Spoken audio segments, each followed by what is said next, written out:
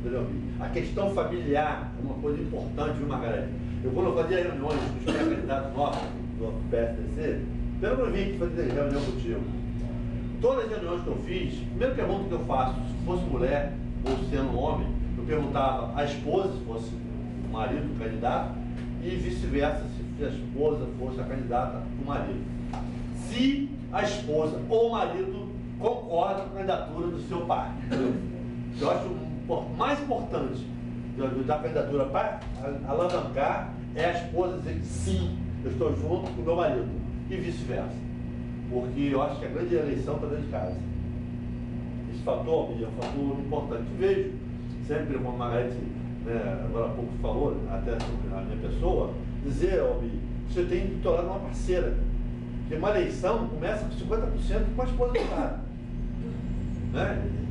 E quando está do lado, a coisa caminha, te dá mais tranquilidade, te dá mais vontade de ir para a rua, dá vontade de fazer, né, a caminhada, o cansaço é menor. Primeira dama, né, Trindade? Porque você, quando você está chegando em casa com a mulher ou o marido, se for o caso da mulher candidata, com a cara virada, quando não vai andar, não vai ter um final bom, não vai ser, nem vai ser eleito. Eu fiz uma reunião uma vez lá nesse processo, lá em Piraquê, Albi, e foi interessante que eu fiz a pergunta. A esposa do candidato disse que não, concordo sim.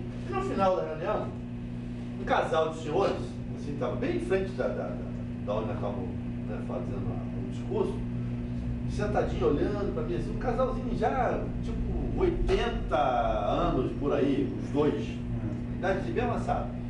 Aí terminou a reunião, ele chegou para mim e falou assim: olha, o senhor falou uma coisa que eu, quando quis ser candidato a primeira vez, a minha mulher disse para mim: ou você é candidato ou eu sou a mulher, você escolhe. Eu fiz a colocação e ele veio me trazer testemunho. Ele desistiu da candidatura dele. A mulher disse: você vai ser candidato, você vai ser a mulher. Vai desfazer ali o laço matrimonial, estava sendo desfeito naquela hora. E aquilo foi interessante, porque às vezes a gente faz essa pergunta, por mais que pode aparentar uma pergunta meio boba, mas é uma pergunta que tem fundamento, é uma pergunta que toca nesse coração. Uma coisa que eu queria deixar para vocês, uma experiência que eu tive, na eleição de 90, eu ganhei uma comunidade chamada Rebu, que conhece no bairro de Jaú. Eu digo Rebu porque como era mais conhecida, mas na verdade a comunidade era chamada Fidel Gustavo, não tem o nome, mas foi conhecida como Rebu. Comunidade carente. E em 90 eu consegui penetrar nessa comunidade. Vou falar rapidamente, realmente, até precisar disso como exemplo, eu até falei contigo sobre isso, como exemplo.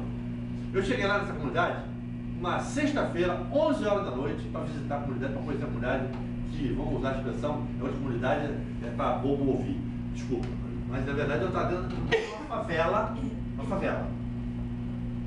Na época era um lugar bem coisa. Hoje, melhorou um pouquinho, mas não é mais como era antigamente. Antigamente você conseguia 11 horas da noite, sexta-feira, está dentro dela. Hoje você não entra de dia mais, infelizmente a realidade é essa.